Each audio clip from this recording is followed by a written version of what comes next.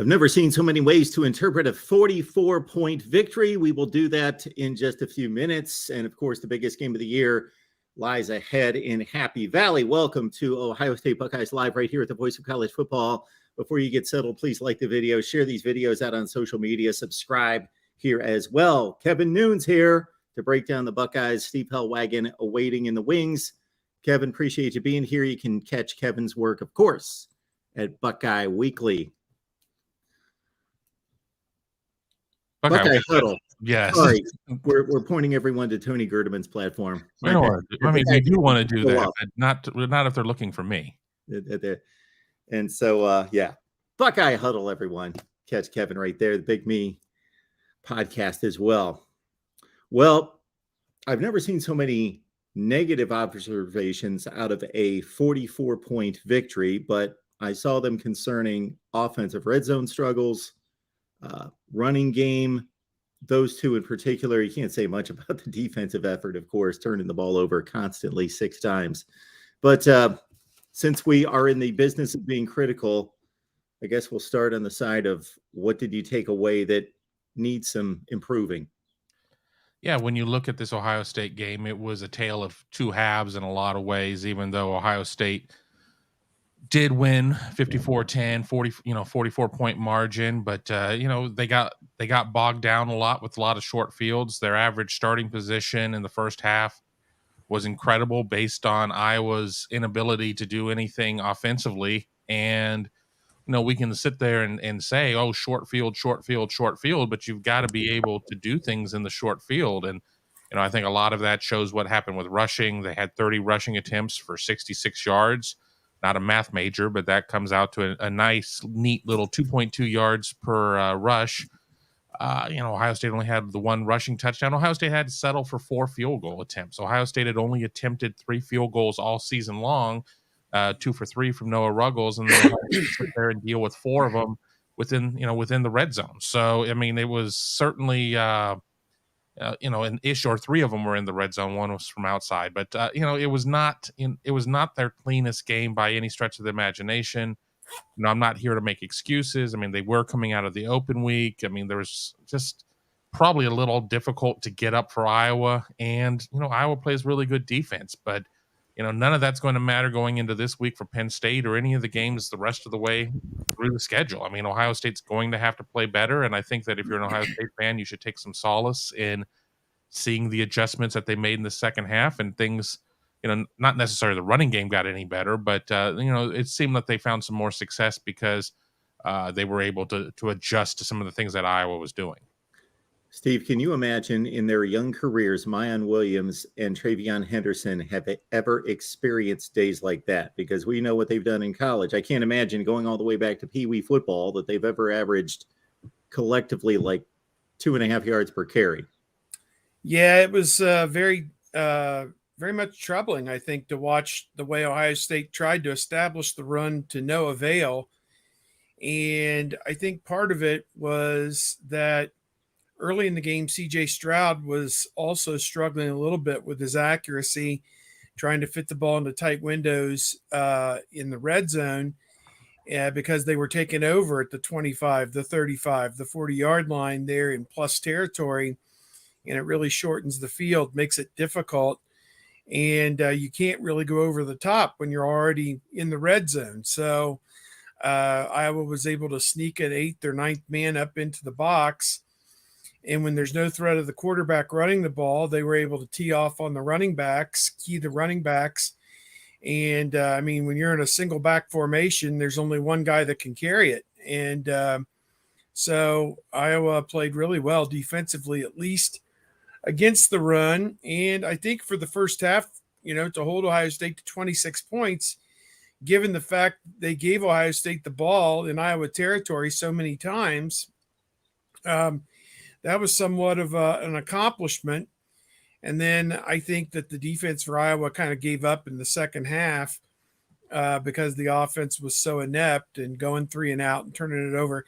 They had a couple 1 and outs, I think, where they turned it over on the very first play of a series, the first play of the game, and then the first play right after Stroud threw the interception in the second half, I think, was one play right back to Ohio State, I think a fumbled snap. So, yeah, it was kind of crazy. It was a weird game. And, that's what it looks like when you're playing a Big Ten team that's big and rugged. And although not very good, but still big and rugged, those things kind of happen. So, is it a bad sight for something that could happen down the line against Michigan, where they even had fewer yards last year in the loss to Michigan? I think that was 66 yards to 69 for this. And, that brought back a lot of bad memories. I know that. So, Kevin, how much do we attribute that to not just Iowa's ability on defense, but the style of defense they played? They pretty much loaded up and trusted their cornerbacks to take on the Ohio State wide receivers. So it is going to be more difficult to run, especially when you compress all those passing lanes. And a lot of those difficult runs were, in the red zone, inside the 15, inside the 10. Right. And, as Steve had said, CJ was not very sharp in the first half. He had his moments, but, he was short and, on a couple balls and just not, it just wasn't necessarily there. So, I mean, there does have to be some concern with where, how they were trying to attack this, the defense. I mean, they prepared all week for quarters defense, which Iowa runs 80-90% of the time. And they got a ton of single high, good old single high once again, which was something that didn't necessarily work when Ohio State was trying to run it. But, Iowa did a good job with that, loaded the box and really, did a lot of things of where they were walking guys up and just selling out to stop the run. And they were successful. And, for whatever reason, it took Ohio State until the second half to be able to kind of, solve that. And it's going to be something that they're going to have to fix quicker in terms of other opponents, if anybody's able to find similar success in doing things.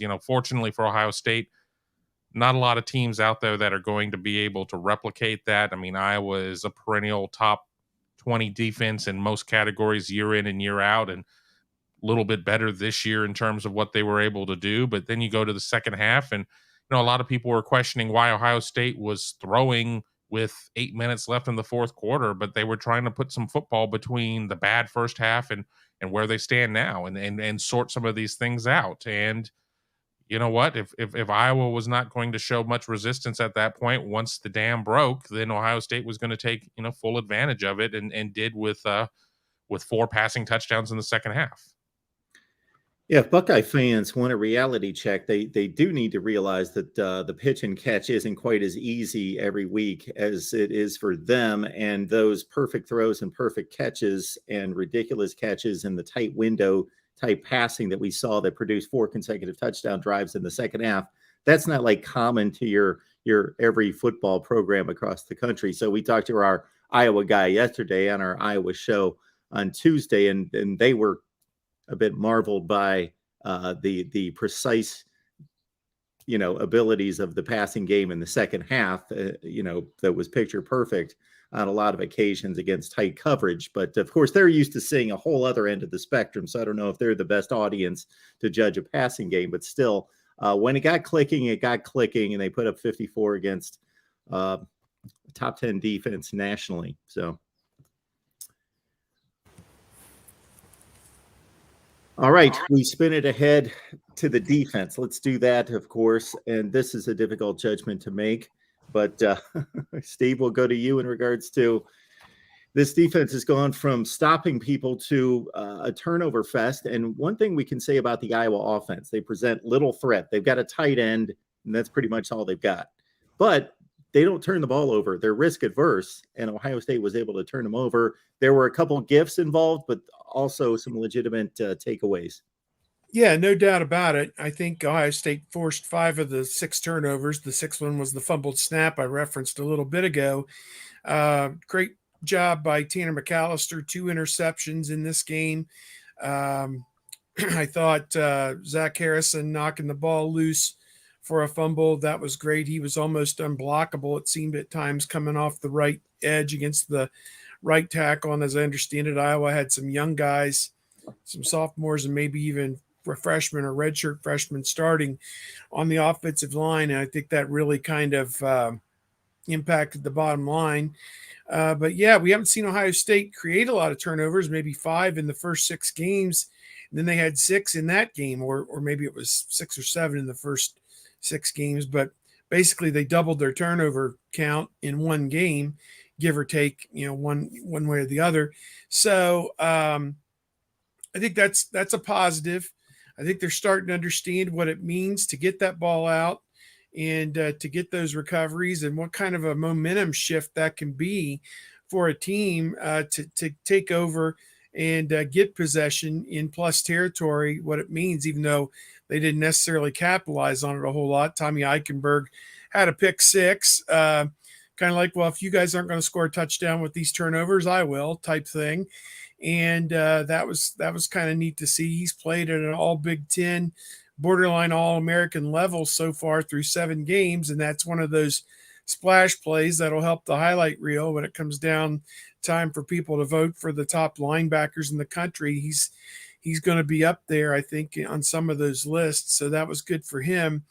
I think we have to I think they're now number 2 nationally in total defense, which is crazy to think about how bad they were a year ago and where they're at now. And yet, I still think you have to tap the brakes. Toledo is probably still the best offense that they've played. All of the power conference offenses that they've played, the 5 of those teams, Notre Dame plus Wisconsin, Rutgers, Michigan State, and now Iowa, are terrible on offense, probably all in the bottom 40 or 50, 60 maybe in total offense nationally. So you really don't know what you have until you go up against a quality offense, which Penn State, as I flip through my notes here, just bear with me one second. Penn State scoring offense is 39th at 33 points a game, and total offense, they are 49th at 423 yards per game. So they are by far the best offensive team that Ohio State has faced in terms of statistics. And I think that Penn State is at their best, like they were maybe last week, where they have great balance, where they're not leaning on Sean Clifford to go out and throw the ball to beat a team, and they're not relying entirely on the freshmen. I think it's Katron Allen and Nick Singleton to go out there and run over opposing teams. They can get some yards, and that's great, but they're at their best when they're balanced. So going into Penn State, it's going to be a little bit more of a challenge, I think, for this Ohio State defense. Did Zach Harrison have his best game as a Buckeye, or did he just flash a few times that kind of fooled me into thinking, okay, he's making some big plays here? No, he played pretty well. I think he had pressure on the McAllister interception to start the game. I think he was right there in the quarterback's face, so statistically he might get like a quarterback hurry on that. Then he got the ball out another time. He had a tackle for loss another time, and he batted down a 3rd down pass as well later on. So there's 4 pretty good plays. And he probably played 30 plays, maybe 35. I don't know. I don't have the snap count in front of me, but that's a pretty good ratio, I think, because, as a defensive end, you're not going to get there every play, but he was really making his presence felt. I thought the right tackle really struggled with him. Guys, the CJ Stroud narrative nationally is everybody looks at the highlights in the stat sheet. And if you look at the highlights, of course, he's going to throw 3 or 4 or 5 or 10 balls a game that are going to be, wow, okay, he's on it. He's probably the best. And you look at the stat sheet and it all looks well and good at the end of it. And then we can be hypercritical on the other end of the spectrum and expect him to be an NFL quarterback. Where does this lie in your eyes, Kevin, in regards to where CJ Stroud and his progress has developed to this point? Well, first I see Ed Rogers' question about will he run on Saturday. Well, he hasn't before, so I don't know why we think he's going to now. He had plenty of green grass at various points in the Iowa game to run, and it's just not his game. So, I think the sooner that we accept that he's just not a running quarterback is, everybody will be able to get on with their lives a little bit more. But CJ Stroud, I've read lots of things on our message board. I've listened to probably more national sports radio this week than I have in a while. I'll say that, and just questioning about, there were times that they really slowed down in terms of getting the play in or being able to make changes. Has CJ Stroud, maxed out in some ways, and I don't see that. I mean, I just see a situation of where, let's not forget that Iowa is a team that is built on its defense. It's not like suddenly they lost all their offense, that aliens came down and beamed up all their offense, and now that they're what they are. It's the numbers have been pretty bad under Brian Ferentz for all the years that he's been the OC. So this is a team that has to get it done with defense. This is a team that generally runs what it runs. I mean, obviously, as I said, we saw more single high than we ever do out of Iowa, but it's still stuff that they'd installed in the offseason. It wasn't something that they made in a 1-week adjustment. I think that in some ways that there was just this big belief that Jackson Smith-Njigba was going to come back, pitch count or not, believing if he's healthy or not, taking all of that off the table, that he was going to come back and have some triumphant return and run around and do all this. And did that noise, get into the Ohio State offensive channel a little bit of, that they're going to do all this stuff with JSN, and they really weren't able to find him much out there. And then, he comes off the field. It ends up being more of a Emeka Egbuka and guys like Marvin Harrison Jr. doing things. I think people that are concerned about where CJ Stroud is need to tap the brakes a little bit. He is still the betting favorite for the Heisman Trophy, short of maybe what you might hear on the Four Letter Network, who seem to be the champions of Hendon Hooker. But all of the betting markets have Stroud as an overwhelming favorite at this moment. We need to see more out of Stroud, certainly. But I mean, he's only he had 12 starts last year, and he's had 7 starts this year. So I mean, it's a guy with 19 starts. He's far from a finished product. Steve, any thoughts on CJ? Yeah, I would agree. I think his interception was a very bad decision. Threw down the middle late into double coverage, and there was even a safety behind the play. And had he been able to escape the defensive end, who was kind of coming from his blind side, he probably could have run the ball for 10 to 20 yards and picked up the first down on his own. And he just doesn't want to do that. And kind of goes back to our earlier thing about the run. If he's not going to run the football, it really does limit what they can do in terms of rushing and negating those heavy boxes. So to my way of thinking, maybe one day it'll happen. Maybe with a championship on the line, he'll put his body on the line out there. And, but right now they're playing it safe. They didn't need him to run the ball to necessarily win that game last week. So I think they're looking big picture at this, and Ryan Day knows he doesn't want to endanger his meal ticket. And that's probably the smart way to play it, I guess, right now. We'll see if this game comes down to, a tight play at the end. If that happens, the last 6 games these teams have played have been decided by about 6.5 points on average. Penn State has been giving Ohio State tough games. Ohio State's only covered the spread one time in their 5-game winning streak over Penn State. I think that was 2 years ago, the COVID game that Kevin and I attended in the empty stadium, the empty Beeve out there in State College. That was a surreal experience to be there. They're piping in the crowd noise when where there was none, where the teams have no fans that night, Kev. But it was quite an experience. But OSU was favored by 10.5 and won by 13.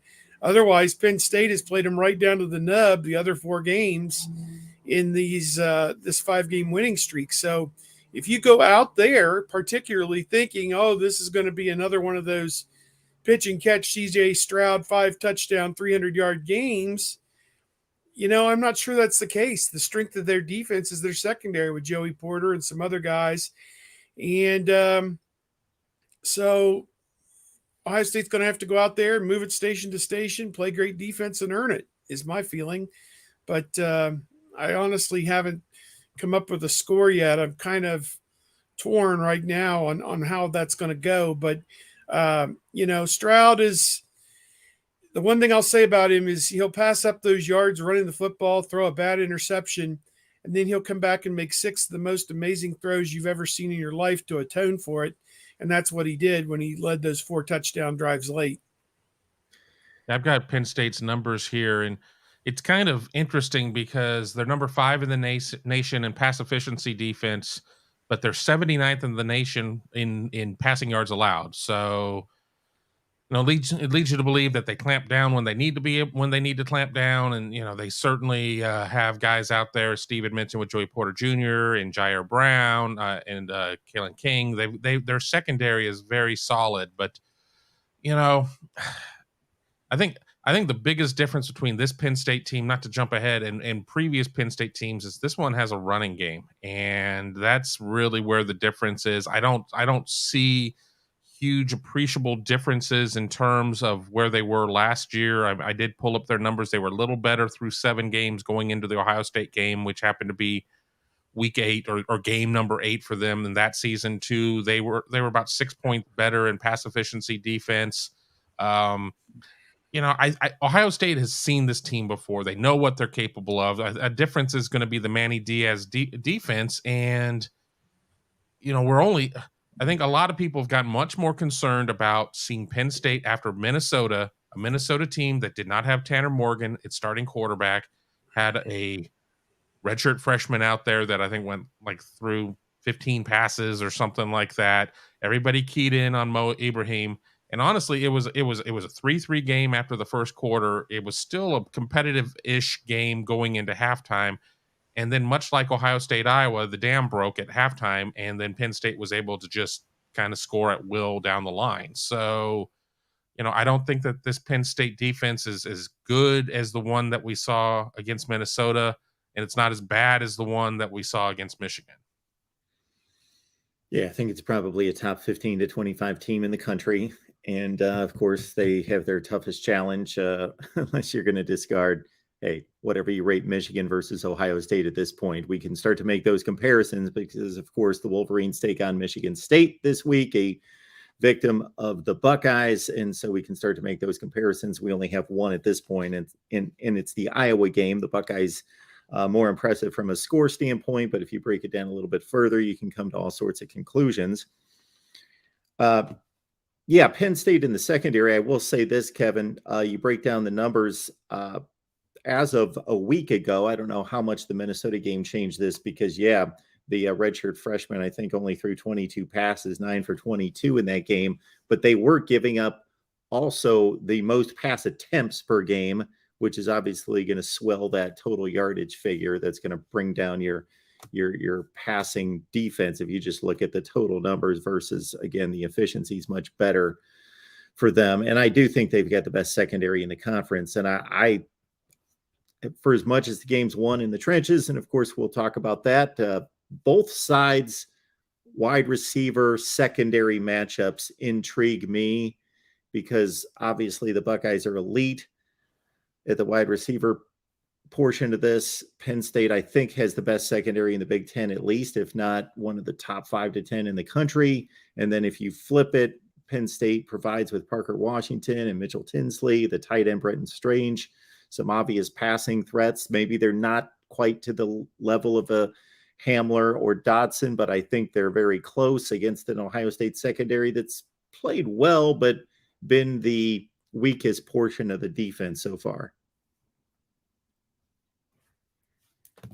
I mean, I wanted to talk a little bit about Sean Clifford, and he's going into his 4th start against Ohio State. Through 3 starts, he's 63 of 99, 4 touchdowns, 2 picks, 713 yards. Most of those coming last year when he threw for 361 on 52 attempts, because Penn State also had 1.14 yards per carry on the ground, 29 carries for 33 yards. Ohio State has sacked him 10 times. And, it's been a minute since Ohio State has had a consistent pass rush. and they sacked him 4 times last year. They sacked him 5 times in 2020, and then 1 time in 19.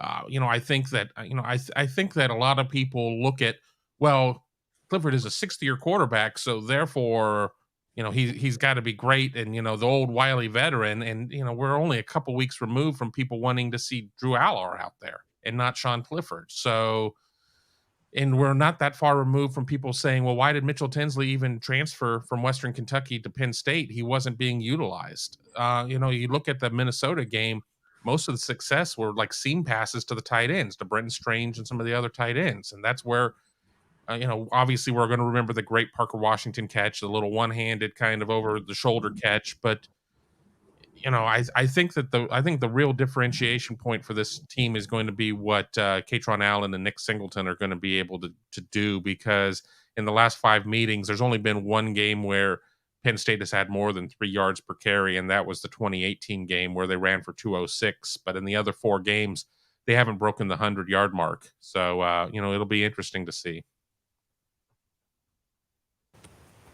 Yeah, I would echo a lot of those same sentiments. I think that Clifford is a veteran player, and I think that the Michigan game got away from them, obviously, and there were people calling for his job, to be replaced by Aller after that game. The first half of that game, they were terrible, and yet they were only down 16-14 at halftime.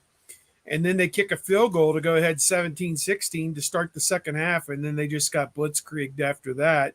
Michigan woke up and played some really great football over the final 25 minutes of that game to win it, going away and blowing Penn State out. So, and Clifford was kind of dinged up in that game, and Aller really had no chance, when they put him in there. So, I don't know.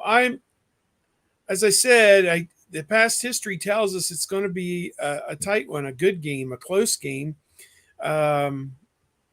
Ohio State is just keep coming back, is largely untested, just really hasn't played anybody.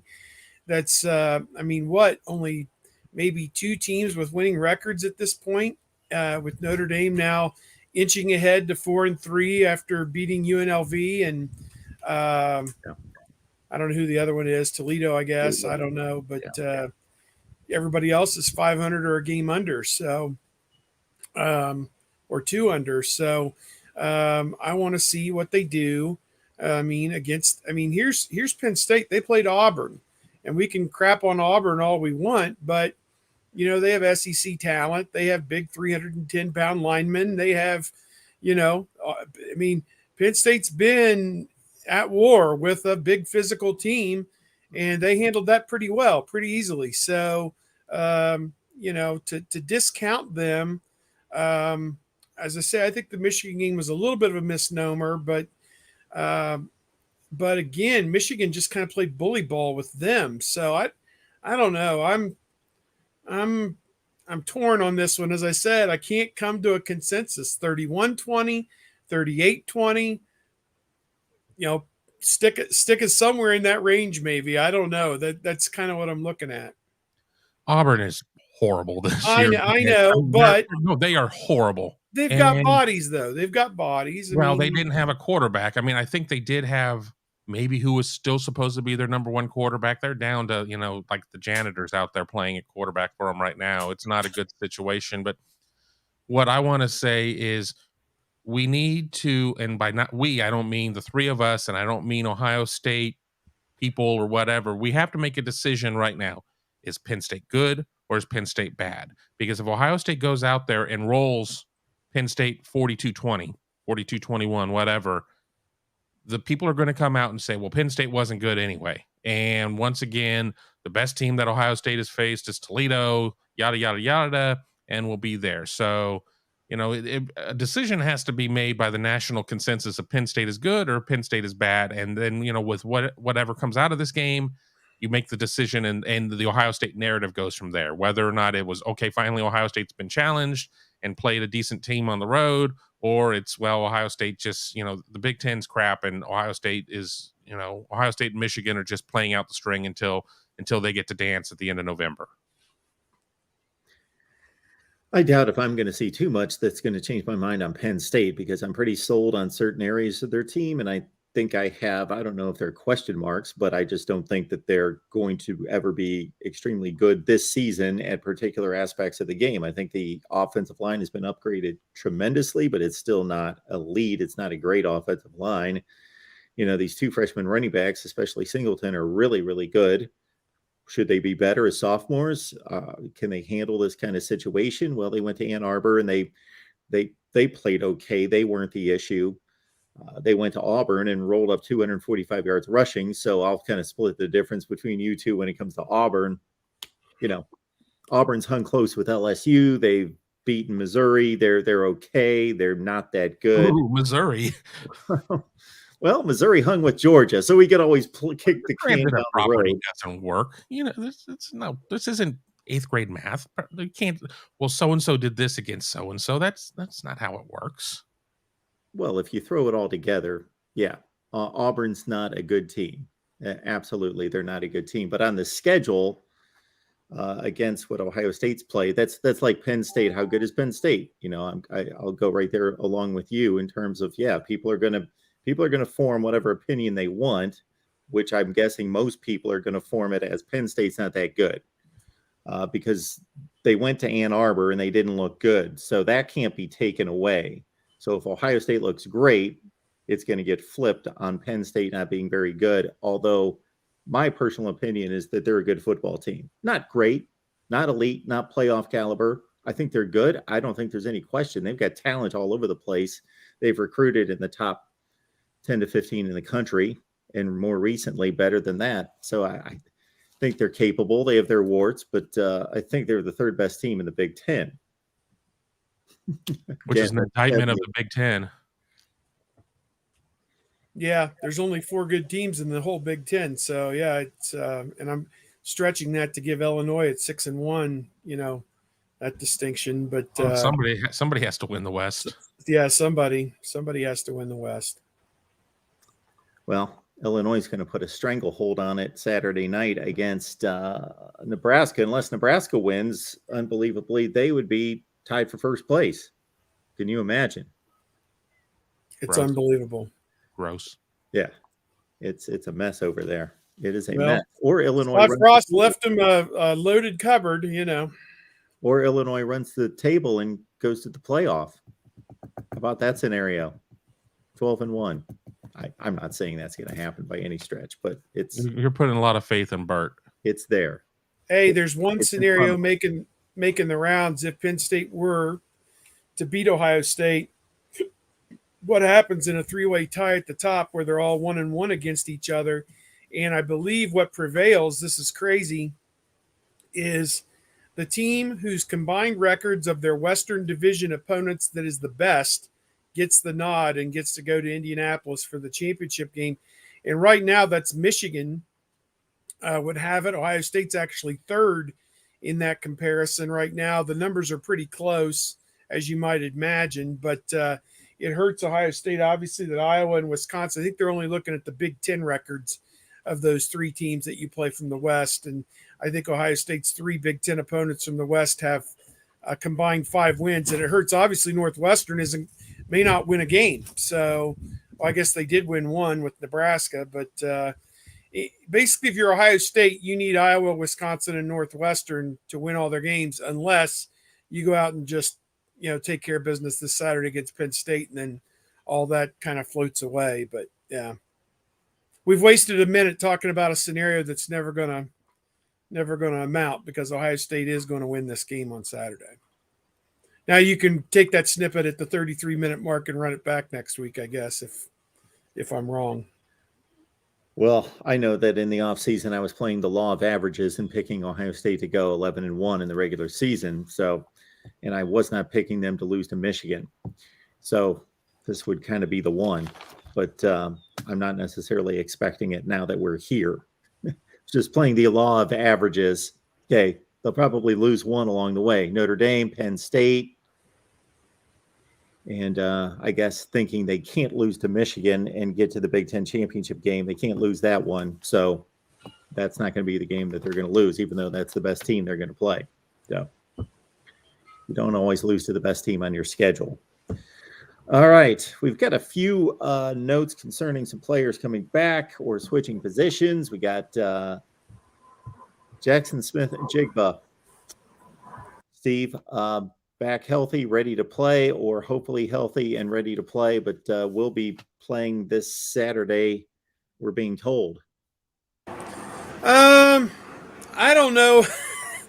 I don't know what to believe about that, because I was at the stadium, saw him go deep on that pass route and come up lame, and never went back in the game, and was trying to run as if the play count thing that they tried to tell us wasn't a factor. Like, why would he be over there running up and down the sideline if he wasn't trying to go back into the game? And believe me, if they could have gotten 10 more plays out of him, they would have gladly taken it. He conveniently played 22 plays, and conveniently, we're told he was a 20 play pitch count. Right. So, I guess we'll see. Tuesday and Wednesday are their two big practice days. If you don't make it out on the field Tuesday and Wednesday, it's not likely that you're going to practice or that you're going to play in the game on Saturday. And I think they'd love to have him out there if he's available, just because he gives them one more option. And you never know what's going to happen. I mean, their big three right now, Fleming, Buka, and Harrison, are just all playing at such a high level right now that you don't even worry about it, that the final score of the game is not impacted whether Jackson Smith the Jigba plays in one play or 40. So he has 5 catches in parts of 3 games. And this is not the junior year that he or Ryan Day or Kevin Wilson or Brian Hartline had in mind for him. And you wonder about his stock. One of the guys I was sitting with at the press conference yesterday kind of muttered that he's a, quote, inside slot receiver with no tape shown from an outside receiver position. So he's probably not as coveted as an NFL draft pick as a lot of Ohio State people might think. I don't honestly know what they want or what they look for. The last I saw, he was in the teens, probably in the first round. But I haven't looked in several weeks. So him not playing, does that impact his draft stock too, which I think is part and parcel of what's going through his mind when he's over there furiously trying to run up and down the sideline to prove to everybody, I'm okay, I can go back in. He needs to play in his mind. So he probably feels he's losing millions of dollars by not playing. So I asked Kevin Wilson yesterday, is this kind of like a guy running alongside the train that's going down the track at 30 miles per hour, and he's furiously trying to latch onto the caboose and get onto the train as it's going down the track without him?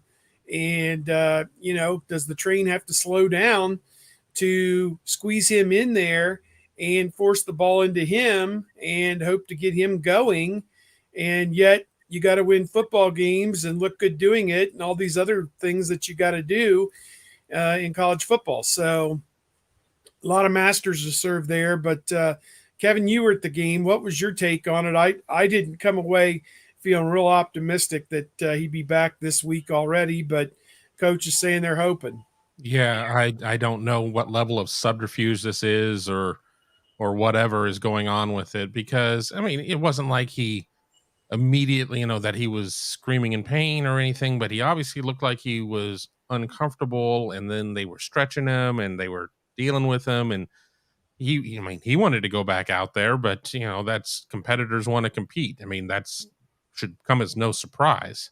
And then we go into, we go to the post game, and we get this, the cursory, no, it was a pitch count and everything else. I'm like, okay, well, we'll get to Tuesday, and they'll say he had some sort of setback or something like that, so they're not necessarily inaccurate with what they said on Saturday, and can kind of maybe foam the runway a little bit that he may not go. And they double down on it, so we'll see. I mean, maybe we just are misreading the situation, but from everything I saw, I was like, well, we'll be lucky to see him again before Michigan at that point. So, I don't know. I think the biggest thing is going into the Penn State game, kind of knowing what your personnel is going to be. So there's not just this, 900 pound monster in the room of will Jackson play or will Jackson not play or whatever. And if you're going to be doing it with Abuka and Harrison and Fleming, go forward in that, because you know what, I guarantee you Julian Fleming is going to want to show out against Penn State, being a Pennsylvania native, Penn State being the other school that was heavily involved in his recruitment. He is going to have something to prove. So regardless of what the lineup is going to be, feed Julian. Yeah. Same with Big Marv. He's going to want to do it as well. He's from Philly. Right. And I'd never heard of the place Fleming was from, Catawissa, Pennsylvania, Southern Columbia. Is that in the Harrisburg area, maybe down that way? I think. I don't know. I'm not a good geographer. I know how to go to Penn State from here. I know all the Yeah. little burgs and towns and everything else to get to 70 to Bedford, make a left, go north, sit in traffic for 2 days, and get on 99 and get off on like Toff Trees or something like that. Yeah, Toftruss or whatever that is over there.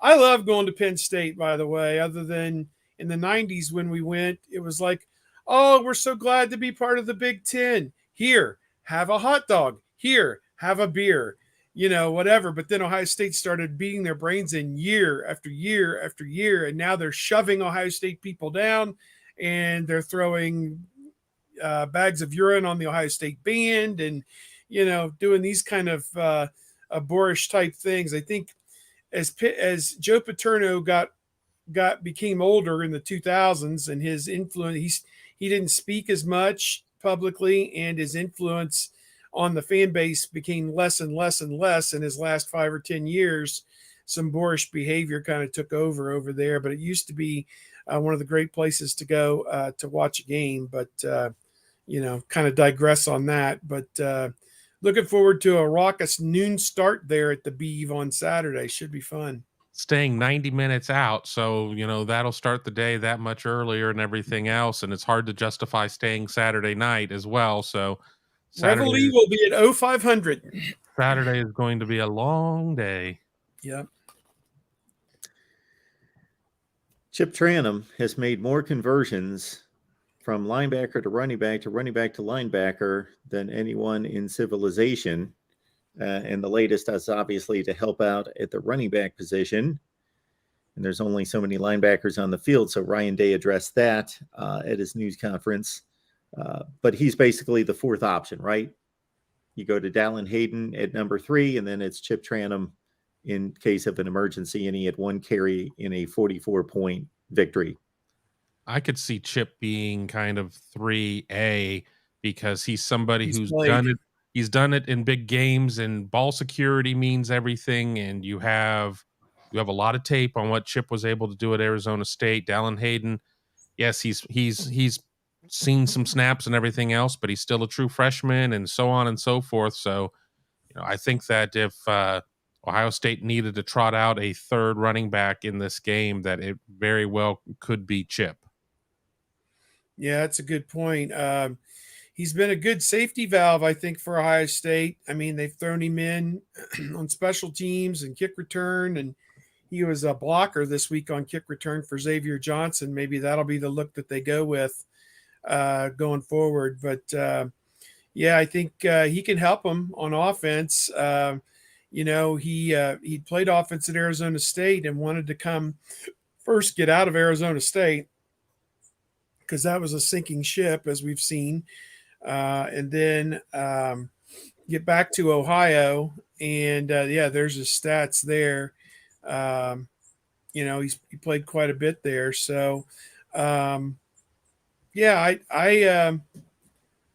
it comes down to where they need him, to save the day, then you wonder if all hope's going to be lost by that point anyway, because, Henderson and Williams are your 2 guys. But, I'm interested to see if he gets that opportunity, what he does with it.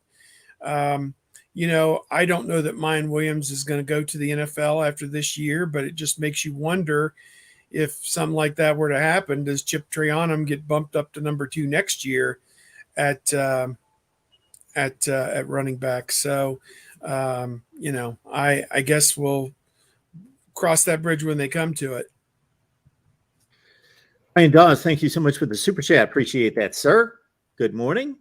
If Ohio State's defense plays half as well against Penn State as they did against Iowa, what does the game look like? Well, I don't know if we want them to play half as well, but anyway, we get the point. What do you think about that, Kevin?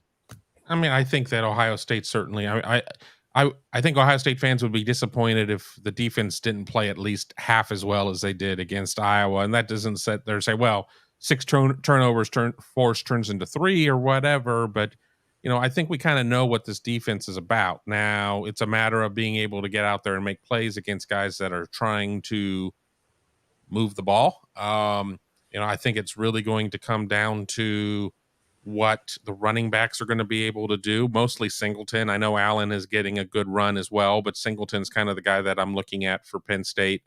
If they're able to contain him, if they're able to shut the run down and force Sean Clifford to try and beat them via the pass, we've seen that show before. We know what that looks like. So I think that, I still am in the mindset that I think that Ohio State not only wins, but I think Ohio State covers. I'm not saying that it's necessarily going to be some sort of dominating. We've seen Ohio State win 63-14. We can go back a little bit before that, and Penn State won one of these 63-14. I'm not going to say this is going to be a 63-14 type of game, but I think Ohio State has everything to prove here and has heard all the noise and heard all the rhetoric that they're just not that good, and this is going to be an opportunity to get out there and prove that, because next week Ohio State draws Northwestern, and that game is not going to get much national attention while you have the 2 biggest games of the SEC schedule coming up that week. So Ohio State needs to really throw out its calling card right now. And while I say, coaches are going to be like, I'm not concerned about style points, I just want to win the game. If Ohio State is capable of having some style points this week, they need to absolutely go for it.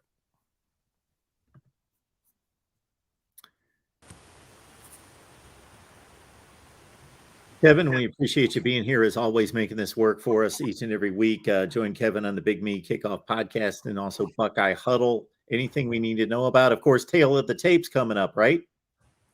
Turn my mic back on. Yeah, it'll be coming out at 2:00 today. We had to kind of push it back a little bit because here in about 12 minutes, we will learn the Big Ten schedules for 2023. Presumably the last year that we will have divisions. So that'll be coming up on Big Ten Network for the live announcement. And of course, we will have plenty of coverage over at Buckeye Huddle. Thanks, Kevin. Appreciate it. See you next week. See you guys. See you, bud. All right, Steve. Then there were 2. Yes, we can land the plane from here. Yes. Well, Steve, I want to tell you, thank you so much for sticking around to outline the Buckeyes 2023 schedule. When that gets released, we will have that with everyone, and Steve will give us his thoughts, and we will post that just a few minutes after the hour.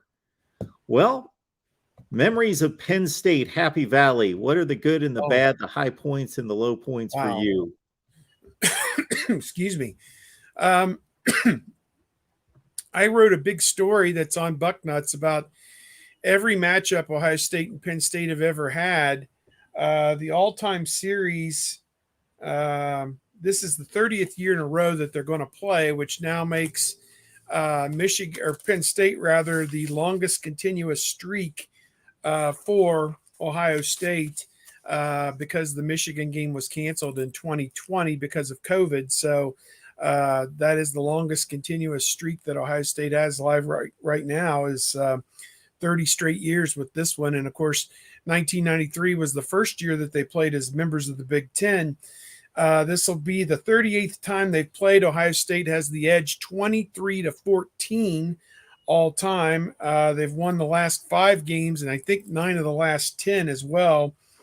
And first game in the series was 1912. And I want to say in that game, the Ohio State coach pulled his team off the field and basically forfeited the game because Penn State was being too rough. So I don't think we'll see Ryan Day do that on Saturday at Penn State. I don't think we'll see one team leave the field because the other team was being too rough. But, a lot of good memories. Joe Paterno and Woody Hayes went up against each other several times. Ohio State went out to Penn State in the mid-'70s and won a game 12-7. That was memorable. Penn State came to Columbus in 1978 and beat Ohio State. I think it was 19-0 in that game. It was Arch Leister's first game, the season opener in 1978, and he was a freshman. And Woody had Rod Gerald and Arch Leister together, and he sent him in the game together. And Rod Gerald, who'd been the quarterback, was now moved over and played wide receiver quite a bit that year, with Arch Leister playing the quarterback position. So he threw 5 picks that day, which wasn't good. So that was interesting. There was a Fiesta Bowl in there in 1980 with Earl Bruce against Joe Paterno. I think that was like 31-19, something along those lines. And Penn State won that game. And then I don't think they played again until Penn State joined the Big Ten. And really the news about that came out in 1990 or 1991. Penn State had always been an independent and had always played, Pittsburgh, and to a degree had played West Virginia and Syracuse. And, a lot of those teams were kind of loosely affiliated, Boston College, Notre Dame, a lot of these type schools on the East Coast. They had played on an annual or almost regular basis. And I think Penn State was looking for scheduling certainty. I think they were looking for revenue certainty. And not that the TV contracts in the early 1990s were what they are today, but it was Jim Delaney, who, the Big Ten commissioner, had only been on the job a few years at that point, extended the invitation. Penn State accepted it. And a lot of people have said over the years whether Penn State regrets that. In the decade before they came to the Big Ten, they'd won the national championship in 1982 and 1986. They had an undefeated team in 94 and didn't get the proper respect, as Nebraska was given the national championship that year. Probably should have been a split championship. People remember that was Kerry Collins and Kajana Carter. And I want to say Bobby Ingram may have been the outstanding wide receiver. They had a great tight end on that team as well. And, 94, they were 13-0. I think they beat Oregon in the Rose Bowl. And whereas Nebraska, I think, played Miami in a Orange Bowl or something and won the national championship. And, Penn State was given second place that year. And really since then, it's been kind of tough sledding. I think, they've won some Big Ten championships. I want to say 05 and 08. They shared it with Ohio State, beat Ohio State both those seasons. And then recently, maybe was it 2016, they beat Ohio State. Did they go on and win the Big Ten championship that year, I think, over Iowa, was it? Beat Wisconsin. Okay. So, and then went to the Rose Bowl and lost, I think, was it USC like 52-49 or something with Franklin. Franklin, his teams are 1-9 against top 5 teams. The only win was over number 2 Ohio State in 2016. So they haven't had a lot of success going against top 5 teams under Franklin, and see if they can double that total with they've won lost their last 7 games against top 5 teams, including earlier this year, number 4 Michigan at Michigan. So, so many great memories of this rivalry. I published a story today. Today is actually the exact 20th anniversary of the 2002 matchup at Ohio Stadium. The Buckeyes won the game 13-7. Chris Gamble in the third quarter turned the game around for Ohio State. They were down 7-3. He intercepted a pass from Zach Mills and returned it 40 yards for a touchdown, kind of zigged and zagged through the formation to get back to the end zone and give Ohio State the touchdown they needed to win that game, one of the all-time classics in that rivalry, as Ohio State was on its way to win the 2002 national championship. One of the neat things about that game was Adam Taliaferro, who had been injured and partially paralyzed 2 years prior in the game at Ohio State. With about 2 minutes left, he got hit on a running attempt and was in the hospital for months trying to recover from that injury. And he was able to jog out on the field at Ohio Stadium to a standing ovation. They made an announcement, and and he came out, and the fans for both teams stood and gave him a standing ovation. So, there's been a lot of great moments over the years. When you played Penn State and you beat Penn State, you knew you always had accomplished something. And generally that's been the case throughout the 30 years these teams have played in the Big Ten. Steve, I don't know that there's anything that you ran down there that didn't bring back a very vivid memory, starting with, well, not necessarily the 1912 game. I mean, I didn't catch that one quite, get to that one. I would have loved to have seen the interactions between the two teams that caused for Penn State to leave the field because things were too rough. It would be. It was Ohio State. Ohio State pulled their team off. Oh, Ohio State did. Yeah, okay. I think they forfeited the game. Yes. 2012 double overtime really sticks out as well, with JT Barrett kind of willing the team to victory with his running there in the second half and in the overtime. And or 2014, I'm sorry, 2014 at Penn State. I think it was 31-24 was the final score. And the game ended in a curious fashion with, I think, Christian Hackenberg dropping back to pass, and Joey Bosa hit the blocking back and shoved him backwards into Hackenberg, who went down. And as soon as his knee touched the ground, the fourth down play was blown dead. And it was a walk-off sack. I don't think Bosa ever touched Hackenberg, but he shoved, or pushed the blocking back into Hackenberg, who fell down. And that was just an incredible way to end a game on defense in overtime. Ohio State had scored a touchdown. Penn State had to match it and could not do that. And that was one of the pivotal games as Ohio State made its run to the national championship that season. So in the two national championship seasons that we've seen, in most of our lifetimes, both of them required stand on your head type performances to beat Penn State to get to the championship level. And, the Buckeyes were able to pull it out that year at Penn State. And I still remember Gary House-Two, who worked with us as a photographer for years, made people know he passed away this past winter due to cancer. He had some great photos. One of them was Joey Bosa hugging JT Barrett after the game. And the other one was him hugging his good friend Ezekiel Elliott. Boy, they were as close as the bark on a tree. And I think Gary overheard Joey mutter something to him to the effect of, we saved your ass, or something like that, with the play of the defense in the overtime. So, but those were great memories. Certainly, I was there for the 63-14 game that Penn State won. That great team, as we talked about, in 1994. If memory serves me correct, Penn State was number one in the country going into that game, and I think they may have dropped a spot coming out of that game, believe it or not.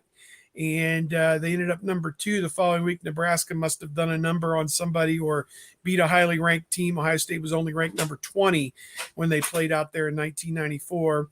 And then the following year, they came back, and Eddie George scored the winning touchdown, ran in behind Orlando Pace. Ricky Dudley caught a big pass down the middle from Bobby Hoying.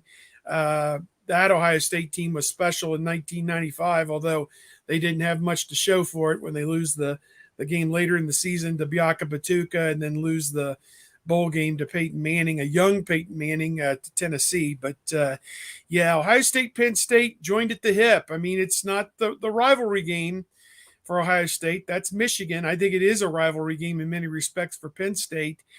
And people will remember Ohio State engineered 2 huge comebacks against Franklin's teams in 2017 and 2018. I think it was after the 2017 or one of those 2 games. He said Ohio State's elite, and we're just fighting to get to that elite level.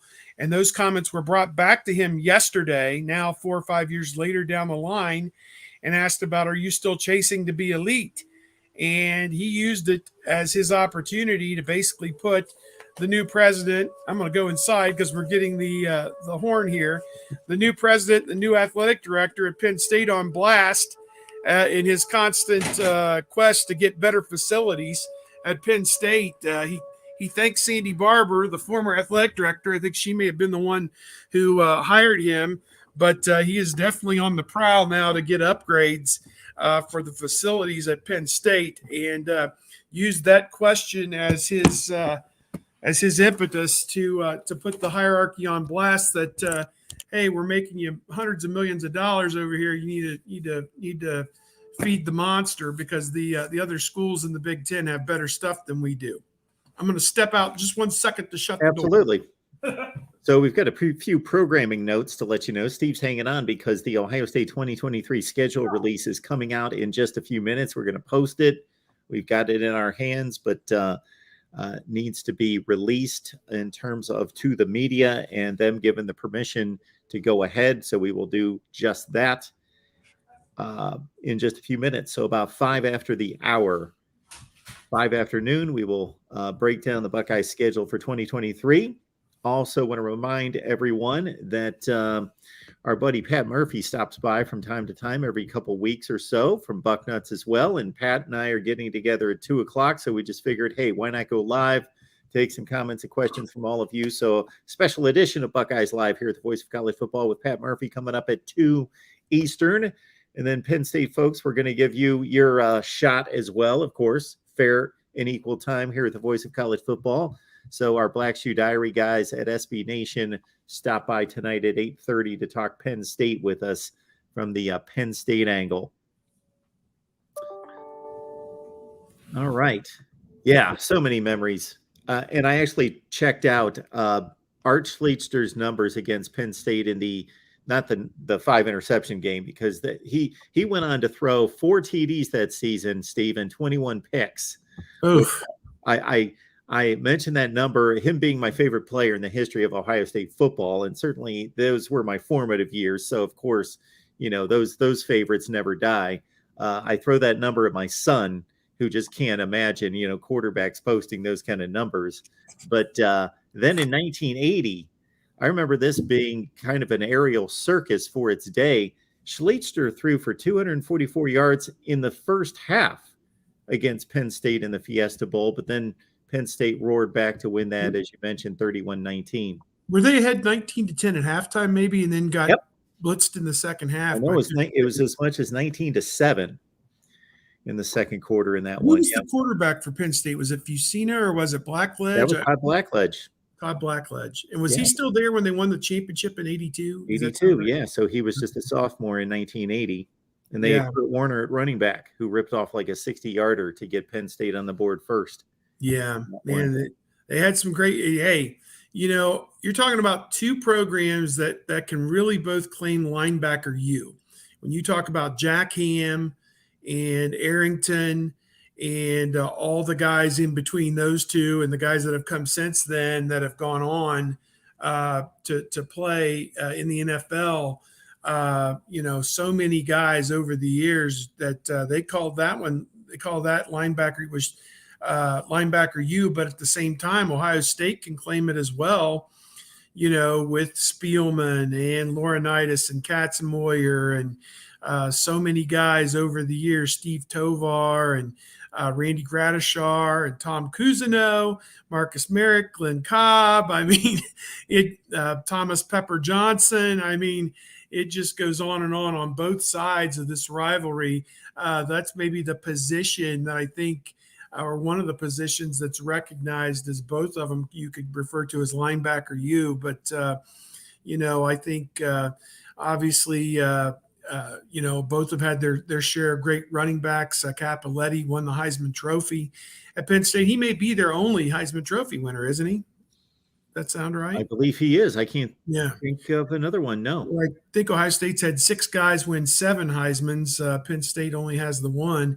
And you would think them being located, on the East Coast, the preeminent program on the East Coast, and the awards presented by the Downtown Athletic Club, or at least it used to be. Now it's presented by the Heisman Trophy Trust, because the athletic club kind of went by the wayside about 10 or 15 years ago, that there would have been more Penn State representation with that award. But, it hasn't always necessarily worked out that way. But, again,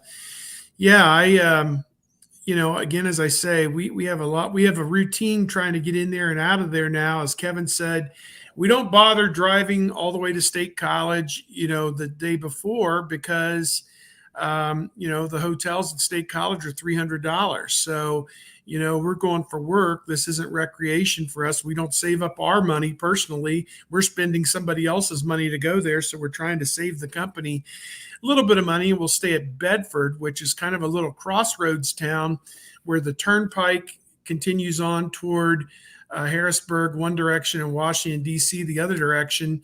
And you go north on I-99, which is a relatively new interstate. In the last 20 years, they put it in there.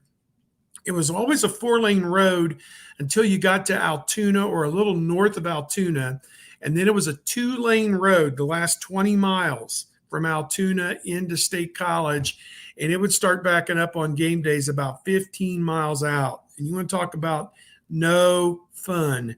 That was no fun. I got to tell you, the other way to get there from Ohio is obviously the Ohio Turnpike to I-80, which actually comes in about 10 miles north of State College, which is another way to go for people coming from the northern part of Ohio. And we have actually from Columbus gone that way and come back that way, particularly when I was going to Youngstown, maybe to pick up Gary, who was our photographer, lived in Youngstown, or to drop him off. I would go up 71 and cut across to Youngstown. And there is literally nothing. But when you get to Youngstown, and you pass Youngstown and it says I-80, the next city on the sign is New York City. There is nothing, and I mean literally nothing, from Youngstown to New York City on I-80. I mean, you Believe pass me, Steve. What's I that? know, living in Connecticut for 21 years and taking Yeah. that track at least twice a year back home to see family, that was the Yeah. route. So I know exactly what you're talking about. But you know what? Football is special there. It's special at Ohio State. It's special at Michigan. I just said it. So there's 3 right there. It's special at Nebraska. It's Wisconsin. It's become special in the modern era just because they've been a consistent winner in the 90s on. Iowa, it's special there. Beyond that, Michigan State you don't have a lot of great football traditions. Those are the 4 or 5 that really sustain the entire Big Ten model, I think, at this point. And, that's what makes these games so much fun. Even last year, going to Nebraska, there's 80,000 people there, and the team is terrible. And they couldn't care less. They just want them to get the next first down. They just want them to get the next stop. That's all that matters. And, put themselves in position to win games and hopefully win it at the end. And, as I said, I talked to this is what makes what's happened at Iowa so sad is the support and the backing that they had. They just won the West Division last year. And from the moment they played that Nebraska game and held on and won that game last year on Black Friday, it's been all downhill for Iowa ever since. Got killed in the Big Ten championship game, gave away the bowl game to Kentucky, and have been terrible. Just terrible this year so far, as we've seen. So Kirk Ferentz can have his little snide comments at people trying to hold him accountable, saying, at least he's not this miserable media person asking him questions. Well, so the emperor has no clothes, bro. So that's kind of my feeling on that. Steve Hellwagon Bucknuts, I've dropped a link to some of those articles that Steve referenced, Chris Gamble and the look back at Penn State history and the overall site, though. I've dropped those in the live chat. Steve, have we been given clearance? Are we good to go to check out the schedule? I think we are. Big Ten Network's airing a show about it right now, and I think that they wanted everybody to let that show kind of get off the ground and get rolling. So I think we're good to talk about it if we like. Okay, here we go. It starts with a date at Indiana, which brings back some memories of 2017, where the Buckeyes, for one of the few times, opened in Big Ten play, and they do it again at Indiana. Of course, a game that J.K. Dobbins exploded in the second half to lead the Buckeyes to victory. Yeah, let me point out that in their game notes that we receive each week, Ohio State has been publishing a 2023 schedule. And what we were told was that there could be changes to some sites or maybe even some opponents. But what we found out when they sent this to us earlier today and said, hang on to this, get your stories ready, etc. They work with us a little bit on these releases. This is identical to what they've been having in their game notes. The entire schedule is basically no changes from what's been out there publicly on the Ohio State website. So what Gene Smith, the athletic director, and Kevin Warren, the commissioner of the Big Ten, have said about Big Ten scheduling is that they want to go away from scheduling in 4 and 5 and 6 year blocks and instead release the following year's schedule in October. So that's what we're getting in the habit of right now. They're releasing this schedule. And there may be, of the other 14 teams or 13 teams that are going to play in the Big Ten next year, there may be changes on some of those schedules, but I'm not aware of it. All I know is Ohio State is exactly the way that they put it out originally. So, but they want in the future to be able to 14 months out, if say UCLA, let's just as an example, is swinging up, they want to be able to match them with all the other top schools so that you have, top matchup games. They want to spread out all those top matchups throughout the whole season. I don't know. I know Kevin said he doesn't feel like there'll be divisions going forward. Gene Smith is anti-divisions. I think it's probably 50-50 whether there will be divisions or not.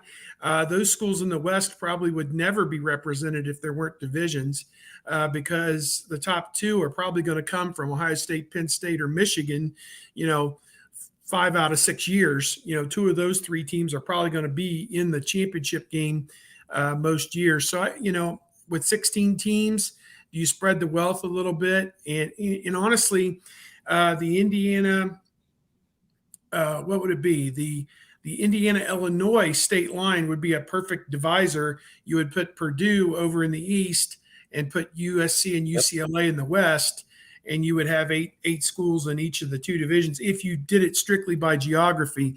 But again, that limits how many times USC is going to play Michigan and Ohio State, which, you didn't add them to not have USC and Ohio State and Michigan play each other. So a lot of moving parts on all this. But one last thing about that opening game, September the 2nd, I asked Jerry Imig, the sports information director, today. I said, is there a chance, have they moved any of the games for the season next year already to Thursday or Friday nights? Because they opened out there, I think it was on a Thursday night.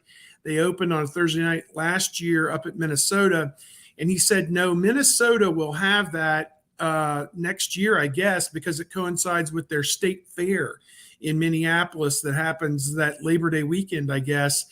And so they are getting, I don't know if it's going to be a regular tradition that Minnesota will open the season on Thursday night that year or most years, but it will not happen for Ohio State at Indiana. It doesn't sound like next year. And Ohio State's probably not too excited about moving any games to Friday based off the disaster with Northwestern a few years ago where, oh, yeah, we'll put it on Fox Sports 1, and then the Yankees playoff game got rained out, and the playoffs were on Fox Sports 1, and Ohio State moved a game to Friday night to play on Big Ten Network in a smaller percentage of homes. But, and they don't think they'll ever play a Friday night home game, which, I guess we'll have to wait and see if that ever comes down the pike. I think at some point they're going to have to acquiesce and play some games. But I'll let you continue with the rollout. Go ahead. Now that I've got all that off my chest.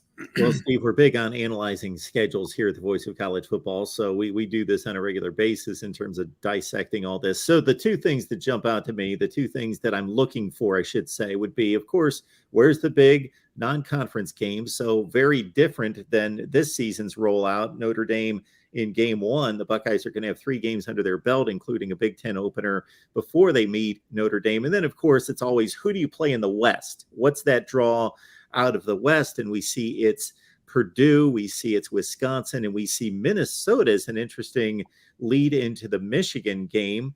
That has typically been in, a backloaded Eastern Division schedule for the Buckeyes. And when they do play a Western Division, because I think hearkening back to years gone by, Illinois has popped up in that slot before the Michigan game a number of times. But those are the things that jump out to me. Yeah, Youngstown State in week 2. Jim Tressel is retiring as the president as Youngstown State, and I think it was, maybe he was maybe instrumental in getting this on the Ohio State schedule, and I think it's a perfect opportunity. Paul Brown and Woody Hayes have signs inside the facade there at Ohio Stadium. Perfect time to unveil Jim Tressel's sign for winning the 2002 national championship, and also potentially have him dot the I in Script, Ohio would be a perfect time to do that, to celebrate everything he's done for both schools. Western Kentucky, I don't know much about them. I know they've given Indiana some tough games here the last couple of years, and probably the first time Ohio State's ever played Western Kentucky. Obviously, at Notre Dame, just the third time all-time Ohio State will go to Notre Dame. None of us in our lifetimes have seen Ohio State lose to Notre Dame. Whatever the total is now, like 6-2 or something like that, I think it is, in the all-time series, or 4-2. I don't know.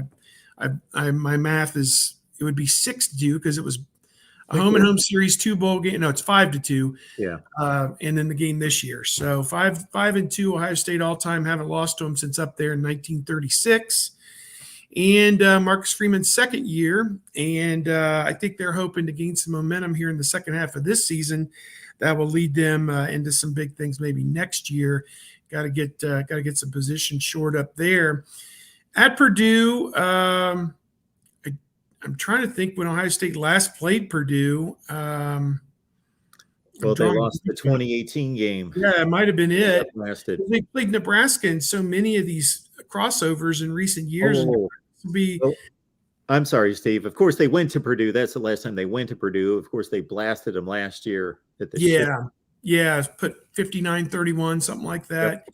Yep. So that's interesting. At Wisconsin, always a great trip to go to Wisconsin because they take it so seriously there at Camp Randall Stadium, and just a great trip to go up there and see a game.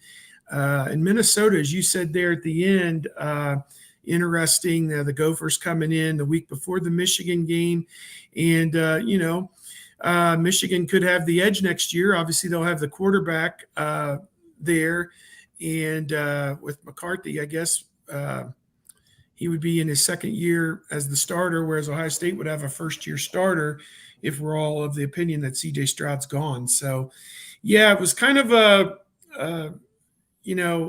we were all excited, wondering what's going to change. Will there be a Thursday night game or whatever? And then we got it today in our email and was like, not much difference. But last time that we'll be in this configuration, East and West, and we'll see what the powers that be have in mind for the Big Ten going forward, beginning in 2024 with USC and UCLA coming online.